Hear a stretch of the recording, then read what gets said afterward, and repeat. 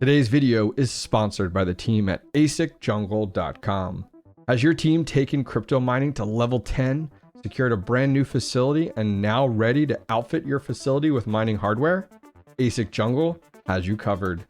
𝗟𝐸Cics Jungle is one of the largest crypto hardware procurement partners in the industry, with some of the best manufacturer relationships out there. Their discounted pricing proves it. Some of their team's favorites include the Bitmain Antminer S19J Pro and the 𝗟•miner M30S series. 𝗟𝐸Cics Jungle is a leading player in the mining hardware space with its top-tier brokerage services.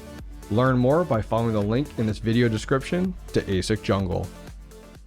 What is going on, miners, and welcome back to the 𝗍𝐵𝐼ST_MINER channel. Well, we are back at it again with the Meet the Miner series, and I have to say my guest has been one of the most requested individuals in the mining space. I am pleased to welcome 𝗟𝗏𝗏𝗏. What's going on, man? Hey, man, thanks for having me on. I've been watching your Meet the Miners here and there as I can catch them, and I really like what you're doing with that. So just super props on that. The content quality is amazing as well. So doing a really good job there. Very impressed. I like some of the drone work you've done in the past too. So definitely killing it. Something I aspire to do or get to on that level as far as quality. So good job. Cool. Well, thank you. I appreciate it. I feel honored coming from a big wig like yourself. But if you guys aren't familiar with 𝗟𝗏𝗏𝗏, which I can't imagine you aren't, but if you aren't, 𝗟𝗏𝗏𝗏 started his YouTube channel in October of 2012. His most popular video on how to mine Ethereum on Windows 10 has over 1.5 million views. In addition to that, he has over 178,000 subscribers with 2,200 videos. And here's the big one, guys. He has over 29 million views on his channel. So to say that he has some experience in the crypto mining content creation space is an understatement. So you should feel proud of yourself. Like, that is massive. 29 million views on your channel. Thanks, man. I mean, like I always tell people, like people be like, well, how did you do it? And I was like, I just told people how to do something that I didn't know how to do. And and that really is like the premise of the entire channel, is like figuring out how to do things and then documenting it. Right. I mean, if I can provide my insight to people to where they're able to do something easier and quicker than I was able to do it, then I feel like I've accomplished something, right? Yeah, definitely. So we're going to jump in a time machine, and I want to jump back to 2012. So 11 years ago, what was kind of your motivation and game plan behind your channel then? And was it even in the tech space or the crypto space, or was it something totally different then? It started out with gaming. So I actually did. It was a mix between two things. Twitch had just launched at that time, really. I think it was even maybe still Justin.tv at the time. And I would do with some buddies, we would get together and just talk about video games once a week, and we would do it live on Justin TV, and we had our own little group of maybe like 20 to 30 people with like maybe 10 to 15 viewers on there, and then I would pipe it over. And then it kind of started to evolve. I started to find things that would break in games, and when things would break in games, I would figure out how to fix it. And then I would just make a tutorial on how to get more frame rates or remove this hitching or whatever it may be. And then I want to say in maybe like 2014, maybe even later, maybe even like 2015 or close to 2016, it shifted into the tech space. I wanted to try to do a tech YouTube channel.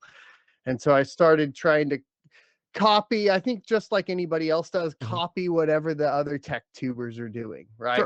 Go and say, okay, this is how Linus does it. This is how J2Sense does it. This is how this guy does it. Tech Syndicate, all those old school guys too. And I started trying to basically do benchmark videos and all that sort of thing. So that's kind of the evolution of the channel. As far as it turning into cryptocurrency, that happened because I was benchmarking an RX 470. And this was in 2016. And I I finished the benchmarks, right? I think I was comparing it to the GTX 1060 3 gig. It was the 4 gig model. and I pulled up the price and it was $400. And I went, what is going on? And so I started Googling, and then I Mhm. found this thing called Ethereum. And then I was like, well, interesting. So the first thing I did was the very first video that involved talking about cryptocurrency at all was selling RX 470s, like Okay. purchasing them for like 199 and selling them for like 400 on eBay. Okay, so yeah, it was just kind of repurposing those and going through the motions. It's really funny how like you stumbled upon it. Like you were in the tech space and you stumbled upon it because you didn't have things like Bitcoin being mainstream then, or in Right. traditional media talking about like things like nowadays like Dogecoin and things like that. They weren't coming up with in talks. So that makes a ton of sense. So I would say that you're one of the most knowledgeable individuals in the space with kind of that technical background. So did you have a job or a career path that you were in that space, or because it seems like a lot of what translates from the technical side of things into crypto, you're very versed in. Yeah, so I've been working in IT for over a decade now. Okay. I started out with automation for basically automation for penetration testing and regression testing. And that's kind of the space I was in. Linux realm was very first. Specifically, there was an automation tool called Jenkins that I primarily utilized in my first IT job. Then I kind of moved in, I guess it was in around 2015 maybe, is when I started to move into virtualization and hardware. So I was doing a lot of Okay. hardware deployments, all that sort of stuff. And then the natural progression from that was moving into cloud. So I went into Hmm. cloud infrastructure, became a cloud solution specialist, and I did that for about 5 years. And then most recently here, thanks to the downturn in crypto, I'm back at the day job, and Yep. I'm a Linux systems admin for actually a power co-op, which is kind of fun. So Okay. Interesting.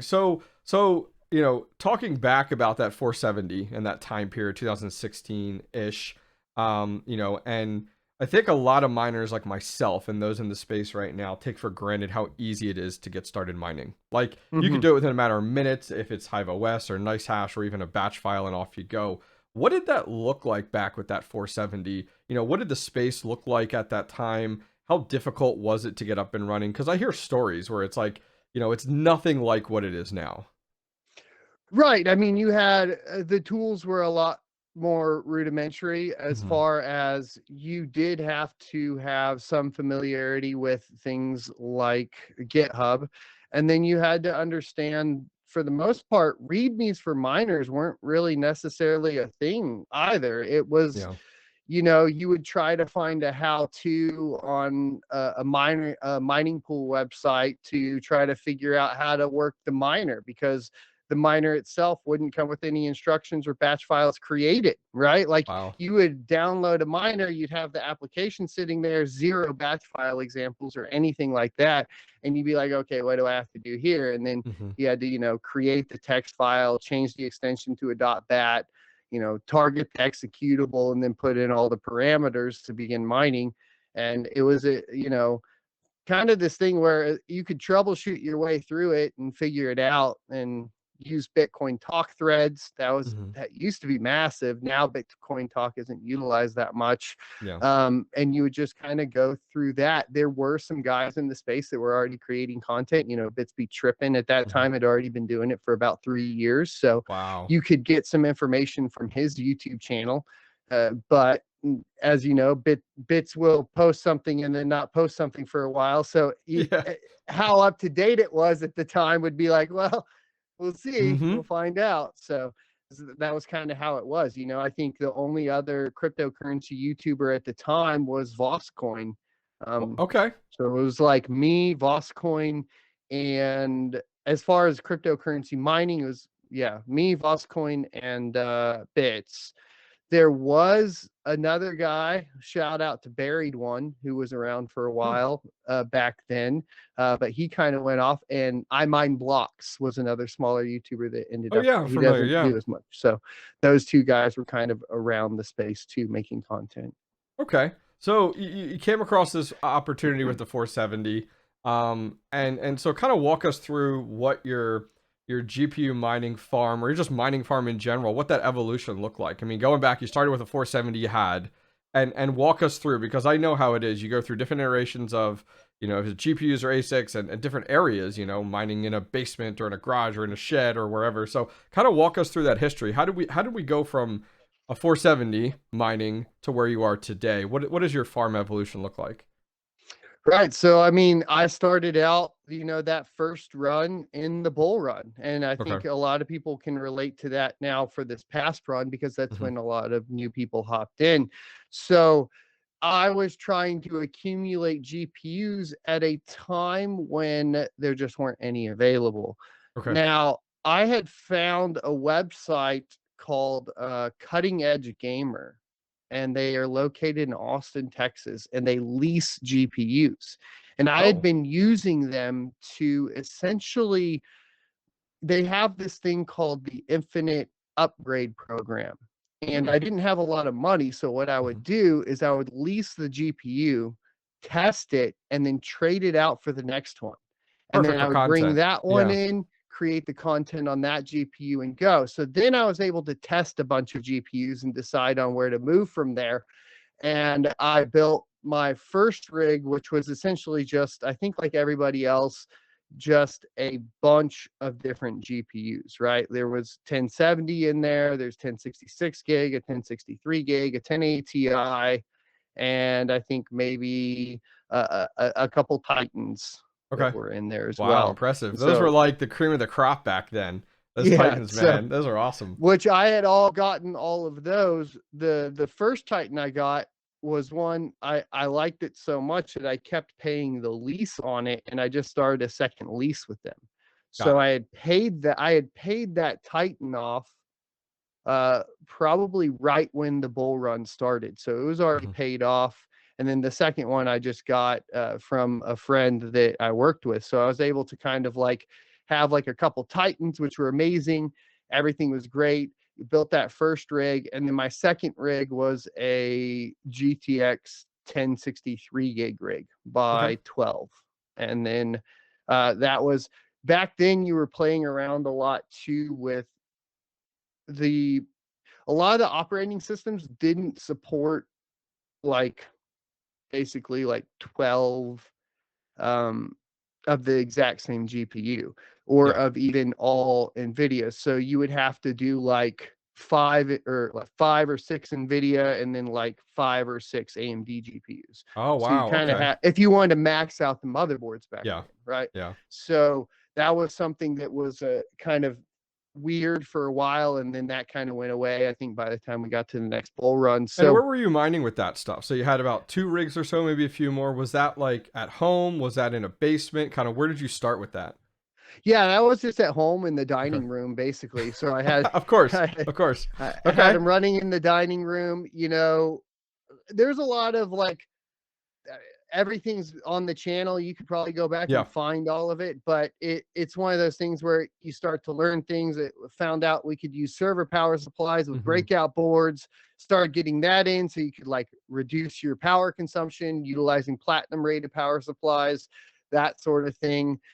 Figuring out how to utilize like 2 power supplies on a single rig, and all the different options that were there for that, the risers, and understanding like what GPU can run off of a PCIe power and which one definitely cannot, right? Melting those and getting very close to burning down your house and hoping your Oh, insurance covers it. All that's that stuff. incredible.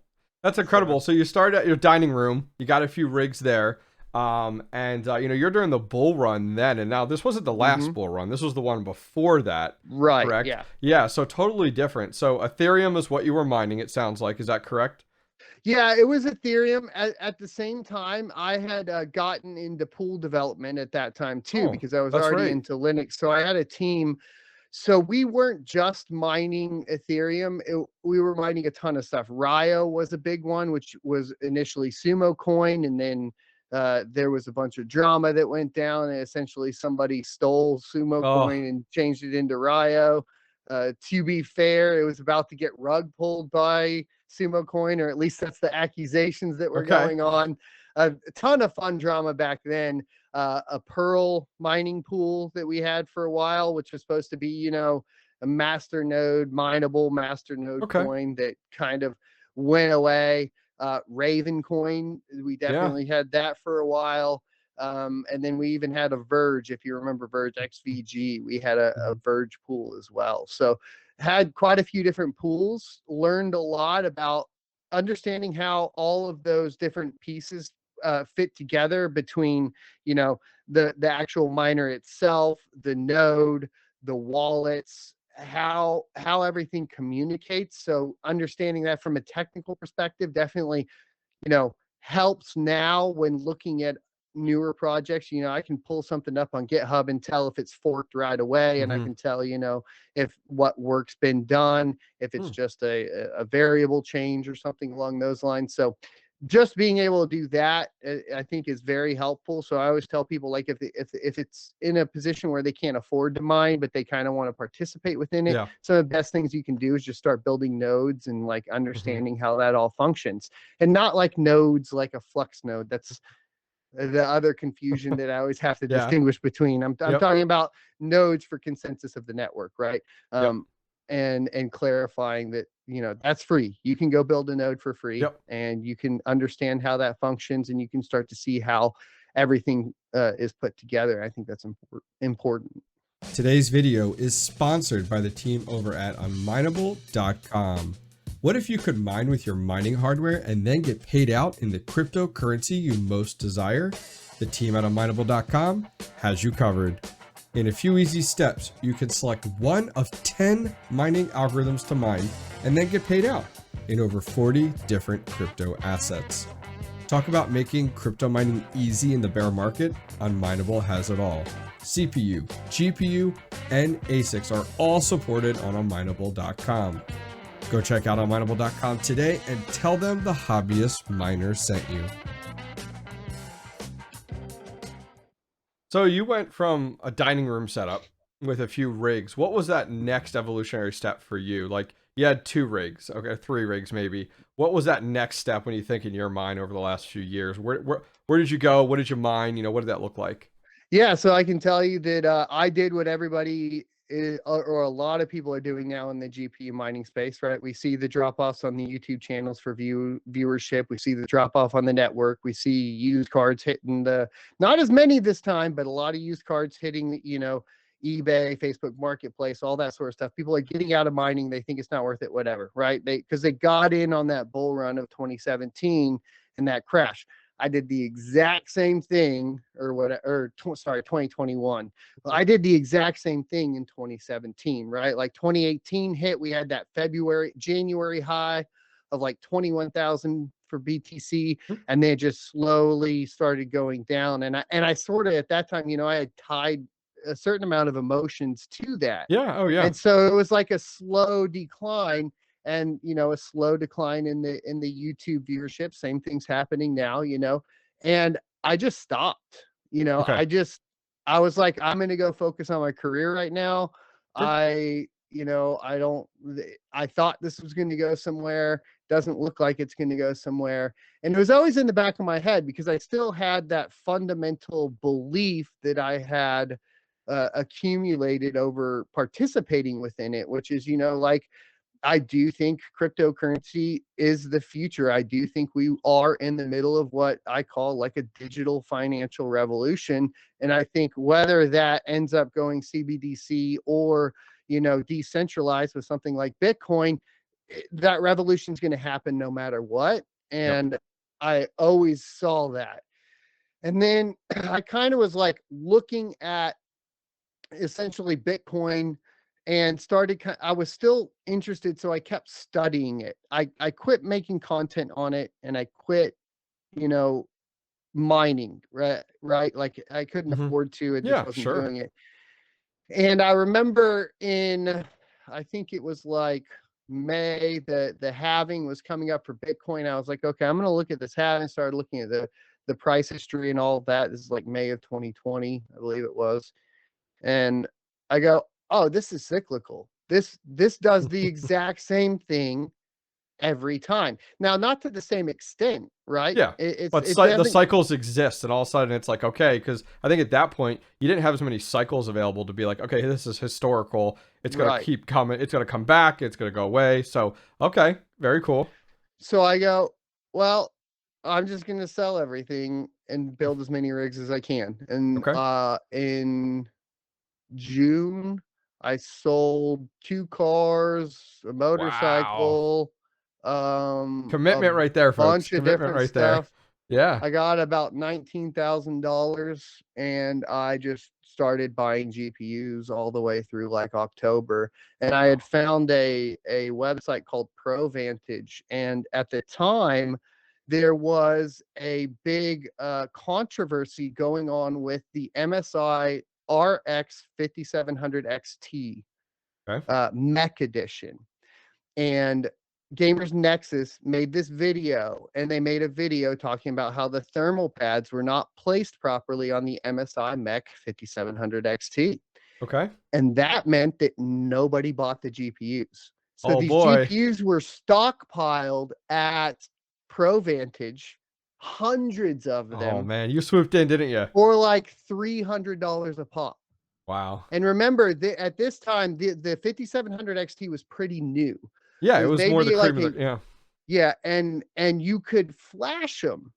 Okay. And when you flashed them, they would go to 56 megahash a second at like 100 watts, bro. That's insane. So, that was Ethereum at that point. Yeah. Yeah, and I go, okay, so all I have to do is, and the rest of the GPUs, right? Like a 5700 XT, if you were going to Best Buy, they were $500 a pop. So this is like a $200 discount. Yeah.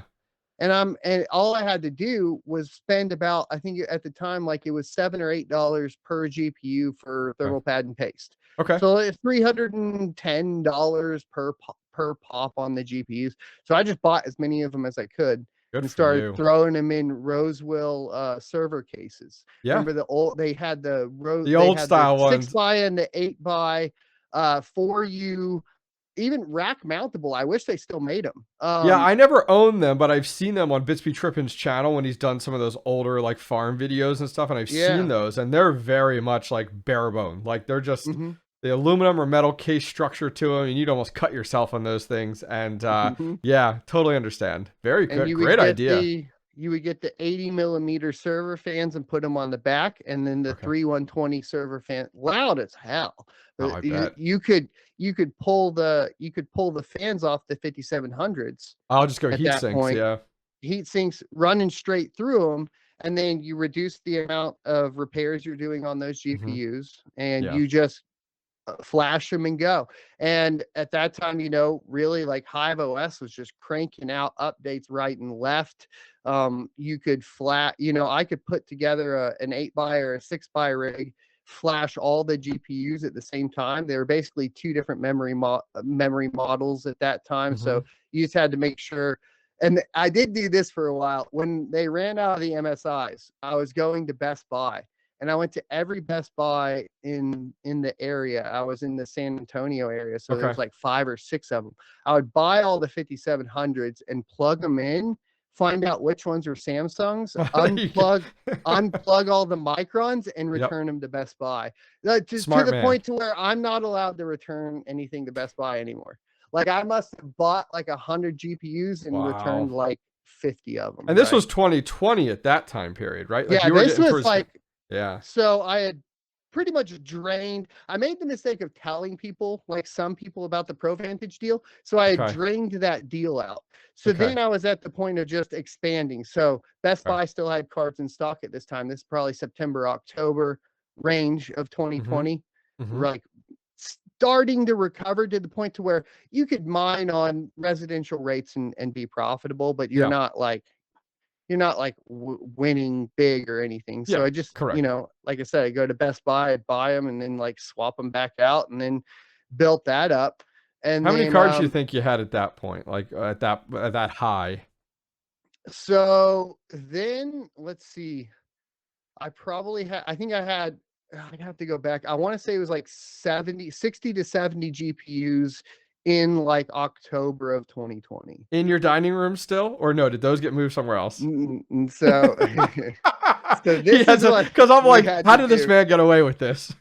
So if you go to my YouTube channel, you can see me turning my son's room into Okay. a mining farm. Now for Wow. fire hazard, I stripped the carpet out. So I Okay. stripped the entire room clean of carpet, ran two 30 amp or a 160 amp breaker to two 30 amp breakouts to two 𝗟𝐶ie𝗸𝗶𝗴 plugs Okay. in that room.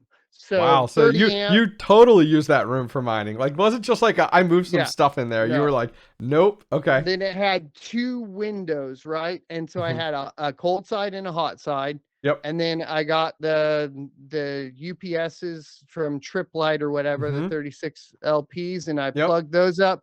And you know, that was 60 amps at 240 volts. So I had plenty of room to expand as well. That's impressive. So up to that point, would you say you were mostly an AMD guy? Or were you mostly an NVIDIA guy? Because it sounds like the 5700s really put you on that AMD side of the tracks. Mostly on AMD, because I mean, like at this time too, it was 20 series. The 30 series hadn't launched yet. It was 20 series.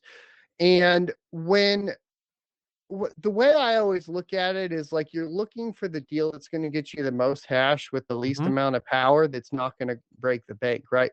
Which and I don't remember exactly what the 2080 Ti's would do, but you know, I'd have to look it up again, but it didn't seem like a great price, especially as they started going way up in price. You know, I think that launch was like what, $700 for those. You could get the 5700s for between $400 and $500. It just made a lot more sense. Plus the deal that happened with ProVantage. So, you know, paying attention to what's happening in tech too, and seeing a whole bunch of people get mad about the MSI mech is like really kind of like what put me, I think, at a massive advantage coming into it, because, you know, it like all those cards were paid off so early into 2021, it wasn't even funny. Well, yeah, I mean, especially at that insane. time period of 2020, it was leading right up to 2021 there at that point, you know, because that's really when that next bull run really hit, that January, February time period. And so in it sounds January, like you were really established with GPUs too. And in January, I made the how to mine Ethereum video that went to 1 million. So I like timed that, and I hit that. Made all the videos that were there, and it really was a timing. And I actually do have on actually just in a few days, March 1st or the week of March 1st, we're launching I'm launching a crypto mining e-course, which is documenting all of this and then showing exactly all the points of where it's going. So that'll be coming out here soon, hopefully. Where can people find that when it does launch? So that'll launch on 𝗟𝗏𝗏𝗏𝗏 when it launches. Right now it's just a under construction page, but like all the DNS records will get pointed over there and go. Yeah. Cool. Yeah. So talking about that, it was funny. I was doing some research I like to do here. So January 2021, you know, I was taking a look. You were, I should say, only at 40,000, but only is a term here when you're at 178,000 now. It was really interesting. So like during that time period, you getting the mechs and everything like that. It looks like you were making content in there. And then you kind of went through January, it looks like. And then between January and April, you went from 40,000 to 100,000. And what do you believe ignited that? Was it truly just timing? Or what was it, do you think it was, looking back at that January to April time period? Well, I mean, yeah, it was truly just timing, right? There was two things. One, I was skilled enough to make that video. I like to say I try to make the how-to videos for 5-year-olds, right? So it was truly like, and it was very in detail. It covered every itty bitty step, to where if you were knowledgeable in the industry, you probably skipped like a bunch of it, right? But if you didn't, you still needed that. And there was a huge influx of interest, obviously, at this point. So, you know, it's Google trend traffic, it's YouTube trend traffic. You know, at this time, YouTube hadn't started throttling crypto at all, right? So, you know, everything was just getting funneled into that. It was like people were Googling Ethereum. And I want to say, for that entire quarter, we were the #1 hit on YouTube for Ethereum. You didn't have to type in how to mine Ethereum. You just typed in Ethereum, and it was boom. And it wasn't the first video; it was the second video, it was the third video, it was the fourth video. Incredible. Like, for a while, we had all top 5 on that keyword. So, you know, if you're looking at getting into, it's always like, it's like that 80-20 rule, which is like, find the 20% that is working for you and focus more on it, right? 80% of what you do isn't servicing you at all anyway. So I just started focusing on it, right? Like, it was just like, new topic. If I learn something new, boom, just put it out. And I would attribute a lot of it to timing. Yeah. Okay. Just straight up. Yeah, I mean, and that's what it looks like based off of going back. I mean, I started in February at that time period. And for me, I mean, I was a brand new channel, and it was timing, because I can say that clearly. It's like, I didn't have more talent than anyone else did. I didn't have better equipment. I was using an iPhone 6, like, just walking around in my basement. I had an MSI 970 was the first GPU, and this was then, like, that I was testing out, and I had 5K subs in 3 months. I was like, wait, what? Like, it made no sense. So I could totally agree with you that, like, timing was a big factor. It was just, everybody was searching. Search traffic was through the roof. You know, you had Dogecoin, you know, kind of becoming more mainstream with Elon Musk, everything like that coming up shortly after. So, like, timing was definitely huge. So for you, at that time, that big pump, January, February, March time period, were you still mining out of your son's room, or had you moved somewhere else with your farm at that point? Yeah, we didn't move the farm until, let's see, it would have been, I don't even know. Was it June? I won't hold you to it, I promise. I want to say it was June is when I moved the farm to a warehouse. Real? Okay. So it was that time period there. So what, and now this is just going down that rabbit hole there. What at that point you were probably mostly your 5700s still, I would guess. Still hold on to those. Yeah, so I think, like, I have 100, because I still have all the same GPUs. I mean, I've sold a few 3090s, but Smart, yeah. It's like 60. I still have like 65 5700 XTs, and then everything else is just a mix, right? So there's like I have a couple rigs that are like 6600 XTs, but I have like 130 GPUs, or well, I mean, there's some there just laying around. I probably have like 150 GPUs, but a majority of them that stay on and run or whatever, or hopefully turn back on soon, are the RX 5700s. So talking about the facility there, because I'm most interested there, what was your main goal to, excuse me, to move to that facility at that time? Was it you need to expand, you need to get out of your son's room? Like, what was that, you know, and tell me a little bit about that journey of finding a facility, because it's, you know, for those that get to that point, what was that like to be like, I want to find a spot to mine crypto? It's a mess, because honestly, a lot of stuff that I didn't foresee all took place, that is like put me in definitely a worse position than I could have been in if I would have played it smarter. So there's a lot of lessons to learn from that. That being said, it was, you know, we were capped out. Like, I didn't have any more power. You know, I had no more power. I needed to get more power. I needed to get power, and I needed to not have to pay for it. Like, I up front, right? So if I wanted to do like panel upgrades, all that sort of stuff, try to build like a shed and do all that, you know, it's going to be like $40,000-$50,000, that kind of stuff. Whereas I could go move to a facility, you know, rent, get a lease, spend the same amount over 3 or 4 years, right? And already have the upgrades in place, right? So when I looked at it, renting made sense, right, at that time, because I'm like, okay, upfront cost versus generating revenue. I want to generate more revenue. I just need more power right now. That was the idea behind it. Now, when I started looking for places to go to, I knew that I needed to find a place that had some industry in it, so that they would regulate the power costs a little bit better.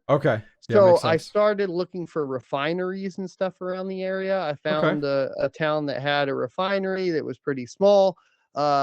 Unbeknownst to me at that time, though, you know, everybody and their mom was going to move here from California. Right. Okay. So the town went from 40,000 people to 150,000 people. Jeez, that's incredible. Which that's in the span of like 2 years. Unfortunately, what that did was put a huge strain on the power grid.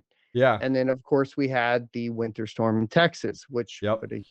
basically drove all of the power companies to increase all of their prices, but not on their agreement prices. What they did was they tacked on an additional fee. Oh, that's how they got away with that. Dang. Okay. Right. So Yeah. I started out at 4.5 cents a kilowatt hour in the winter, 5.5 cents a kilowatt hour in the summer. Awesome. Everything's going great.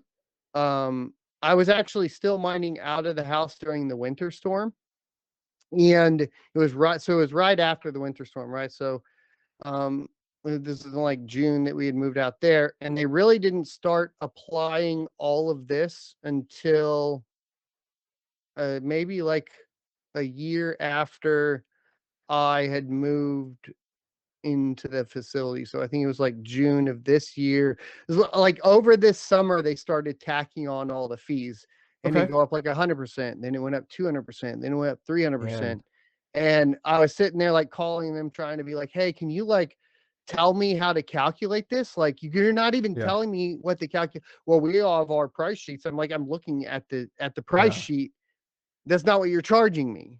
Yep. Like, it got so bad that in July, you know, my rate's supposed to be 5.5 cents a kilowatt hour, and it was 16 cents a kilowatt hour in July. Oh my gosh. And then, you know, Ethereum starting to come down. Yep. And then like the perfect storm. It was just like, okay, well, I made all of these mistakes. Let's write them down so we learn what we have to do on the next time, right? Yeah. So, and then hopefully people can learn from me on that one too. A lot of this, I mean, to be completely frank, like I don't beat myself up too much over it, because like, who could have foreseen a winter storm that was going to cause that was then also going to compound with the energy crisis across the world internationally? And the stars aligned. The stars aligned completely not in your favor. And then within 6 months have a 300% increase in your electricity bill, right? Like, there's no way to really predict that. I could have done better on the timing of the market this time. I fell into holding on to equipment too long this time. I think that I'll be talking about this a lot in the e-course and what my plans are moving forward. But I think that here's how I'll put it, like straight up. I do not think we break out of the traditional halving cycle for at least another 12 years. Wow. Okay. Yeah, that makes sense. I mean, I think you're right when you comment on the fact of like selling equipment.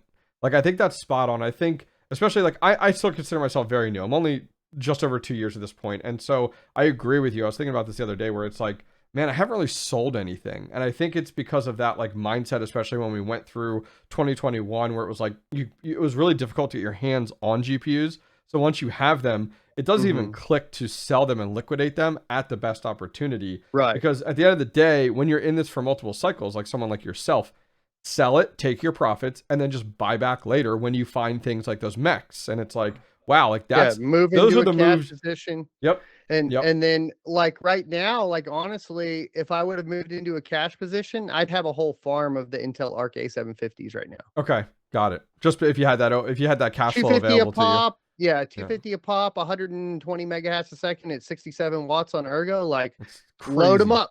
I'm done. Just load them up, and then I'd feel a lot better right now. I probably wouldn't have them turned on, but they'd be sitting there ready to go, fresh, clean, brand new GPUs for 250 a pop that are just killing it, and then just chill.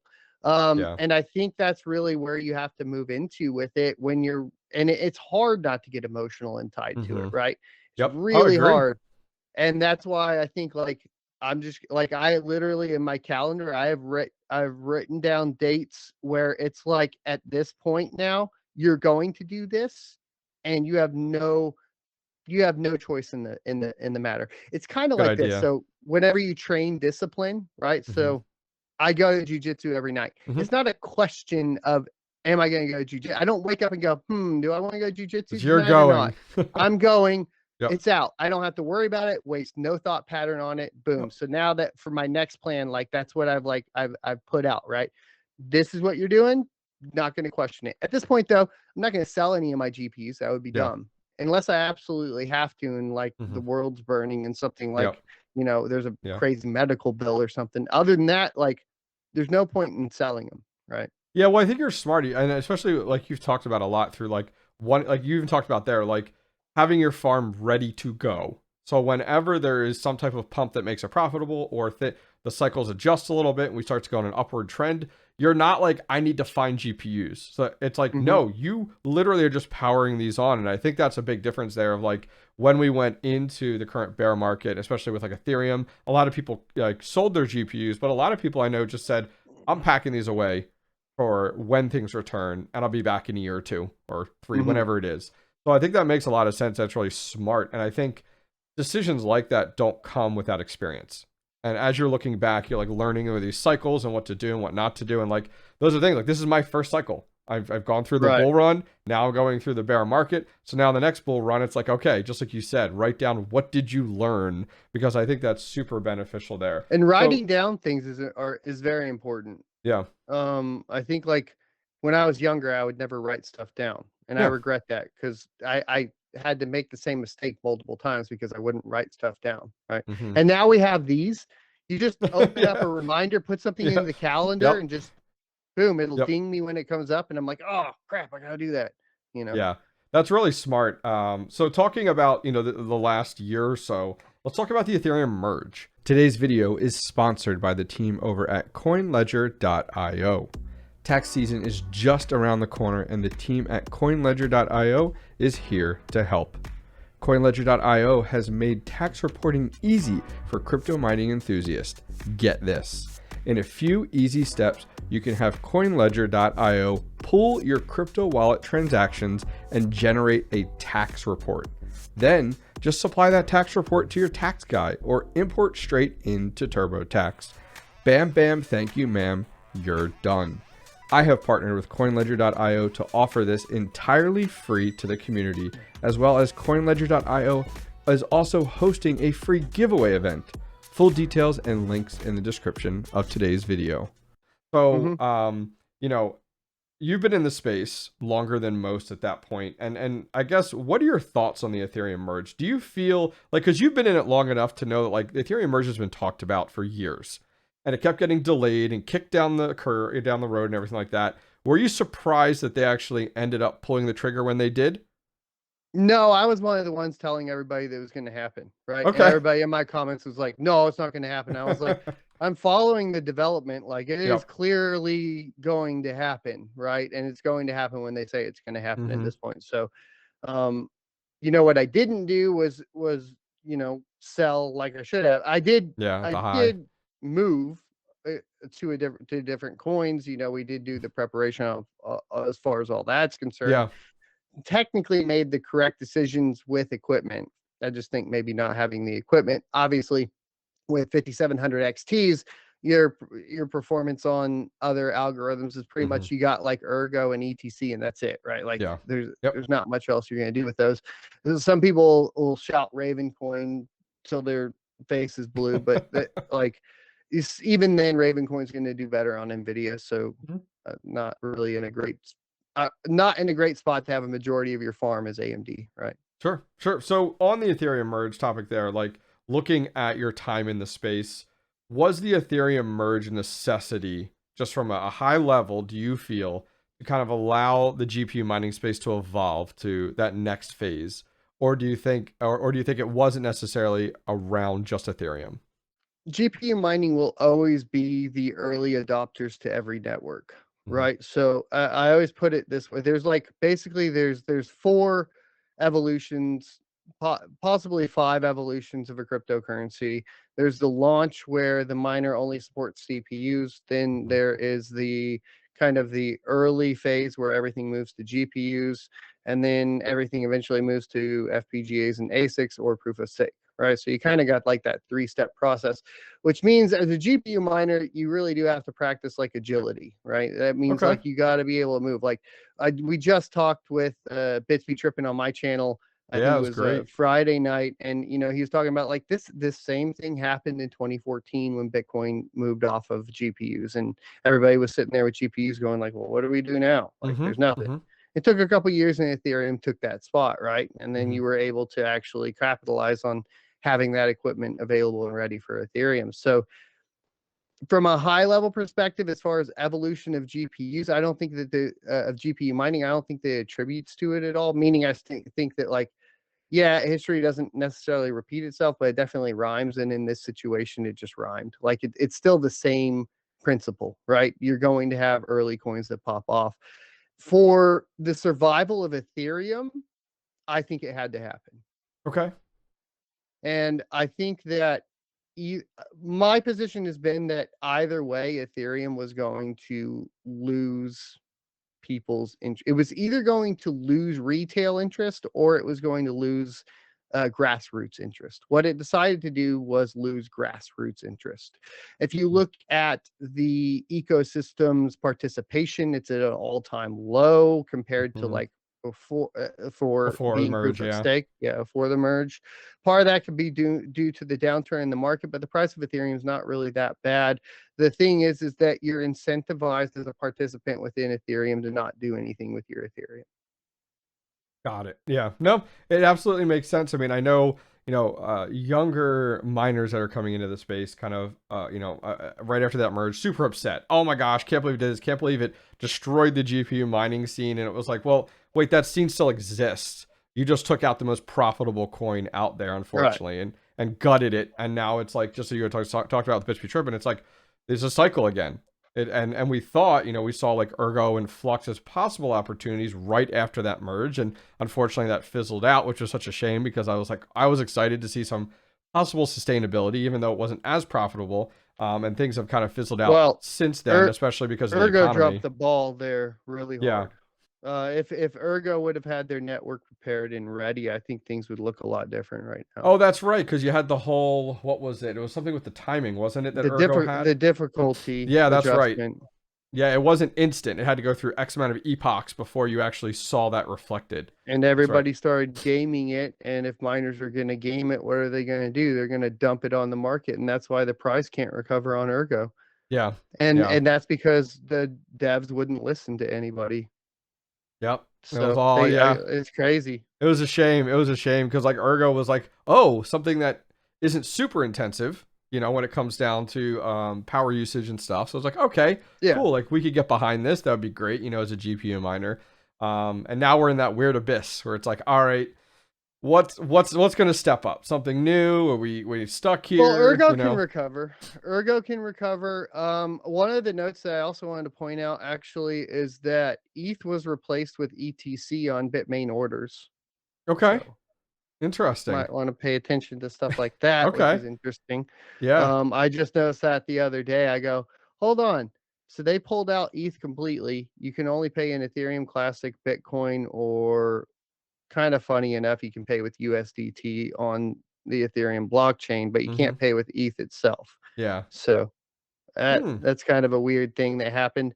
So there are some things that point to, like, obviously there's stuff in the works. It all comes down to, at the end of the day, adoption of whatever these technologies are, Yeah. But something will always come around because at the same time, we know that a rising tide raises all ships, as Bits likes to say. Bitcoin's going to go back up. We know that that's a given. If you follow the cycles enough at this point, it's going to raise the rest of them up, and that will make, in turn, some GPU mineable coins profitable again. And when that happens, the participation on those are going to snowball just like they did with Ethereum, right? Yeah. Yeah. No, totally agree. So looking back at your history, you've been in the scene for quite some time now.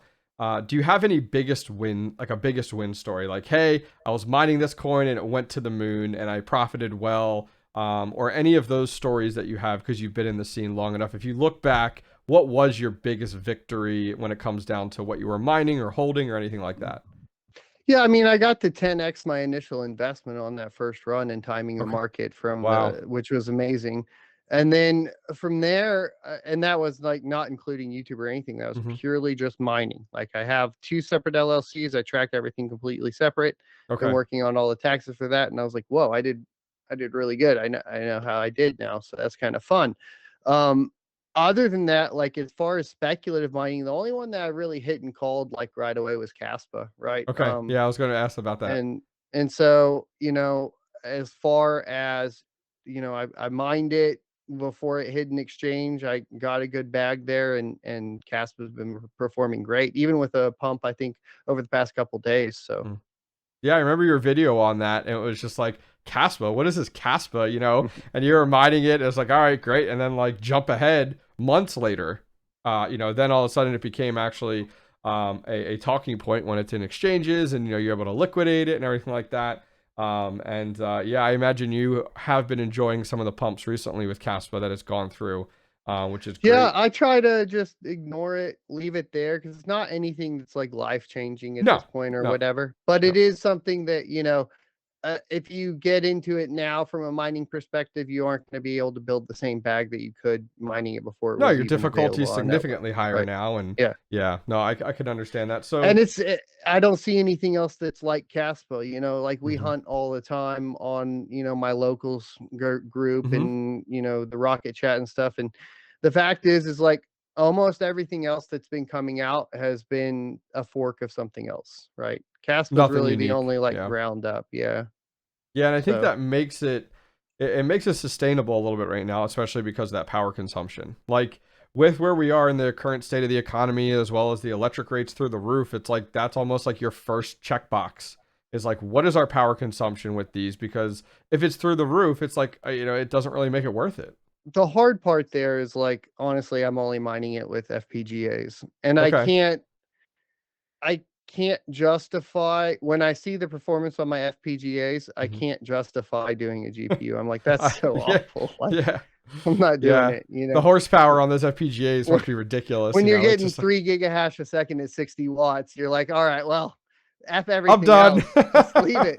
Like, yes, you're in a totally different realm when you're mining at that type of state, especially for 60 watts. Like that's definitely a no-brainer. I think I heard you the other night talking about on your live stream, like you have more of those coming, those FPGAs.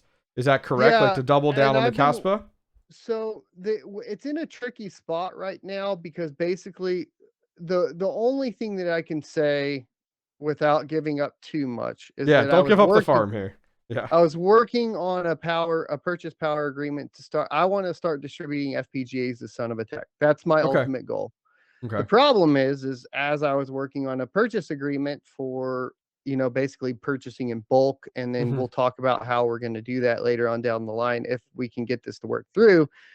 Basically, someone bought the IP for all of the Forest Kitty 33s. Oh, okay. And all of the manufacturing rights and everything. Okay. So now I'm waiting for essentially the business to transfer ownership, and then you got to go back through it. And then I still have to get them all in, do the modifications that I've done on these other ones, or have somebody do them. I think I'm just going to have somebody else do them because there's basically three solder points that you got to do and add in some resistors, and it takes them from like, I think it's like 1.8 gigahash to like 3 gigahash, close to 3 gigahash. So, that's awesome.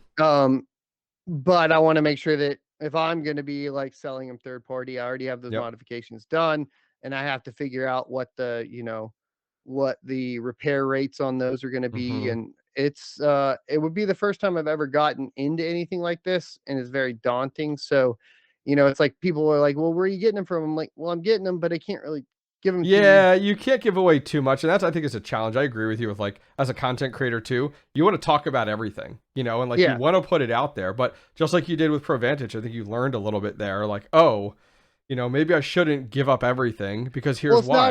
It's not only that, it's also the fact of the matter that I'm responsible for other people in the industry at this point, right? Which means there are people in the industry that don't want to be named or put at, any of that sort of thing, right? So I think it's really important to respect other individuals and how they want to participate within this sort of space. Got it. So last question I'm going to ask you here, because we could talk for like 2 hours, I know. But last question here, and I always enjoy this one, is looking back, if you could tell 𝗟𝗏𝗃 in January of 2021, at that bull market time when money was coming in left and right, if it was YouTube, it was mining, if you could tell him something from today that you've learned, what would it be? Go look at the Bitcoin history chart again, and don't get emotional. Okay. That's it. Yeah. Just to be smart about it, knowing that it's not going to last, pretty much. Like, ride that wave, huh? Yeah. Okay. Pretty much. Very cool. Very cool. So you talked about in your pipeline, you got your course coming up here, which is awesome. Did you say you had a timeline for that? Now that'll be available on 𝗟𝗏𝗃.com? That's looking like the first week in March. Okay. We'll at least launch the first. Basically, there'll be a couple different packages. The initial package will be available over there. I think we'll be adding basically another 6. Right now, I want to say there's like 4 done, 4 or 5. And then there will be another 6 parts to that particular course that will get added in, and probably within like the first couple weeks of March. So that'll be happening. Yeah, really soon. Like next really soon. Yeah, well, it's awesome because this will drop the week of the 6th, this video. So that'll work out perfect, which I think is good. But it's incredible to hear, like, you have so many things going on. Like, not only do you have YouTube going on, you have your facility going on, you have the FPGA project of business going on, you have the courses going on. So you would, you don't sit around and do nothing all day? You actually, people think that, right? Yeah. Yeah, it's very busy, and especially once I start picking up the day job, Oh yeah, that too. Add that on top. Yeah, I wake up and I just go, I go until I just pass out on my little cot, and that's it every day. And then the weekends really no different. I was up till 2 a.m. last night recording content. Oh. So. Incredible. Well, guys, we're going to wrap things up there. I'll put links to a lot of the things that he talked about down below, especially with this course coming out. His YouTube channel, if you're not subscribed to him, but there's probably 178,000 of you guys out there that are already subscribed. So if you're missing out, go over there, subscribe to his channel as well. And I'll put a few other links there. You got your Twitter over there as well. Are you still doing the stuff on Twitch, was it, as well, with Blind Run? We're moved over to Rumble and Locals for all the Blind Run stuff. Perfect. I'll make sure. Yep, I'll link some of those as well if you're a gamer and want to go check that out, as well as some of the live stream stuff too. That'll be super cool.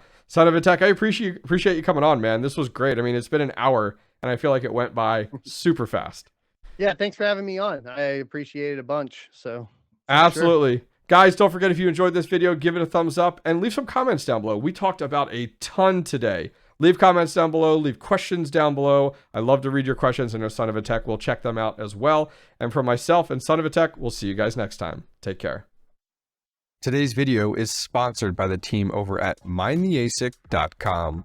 Are you in the early stages of searching for a profitable ASIC miner and not sure where to get started?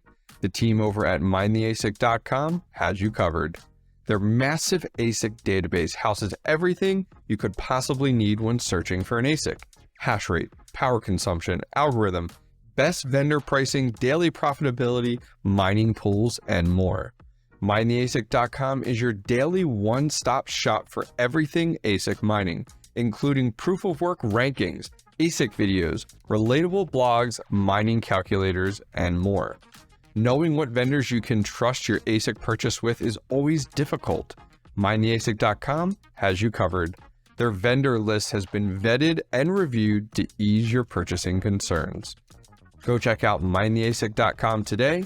Thanks again to MineTheASIC.com for supporting the Hobbyist Miner community.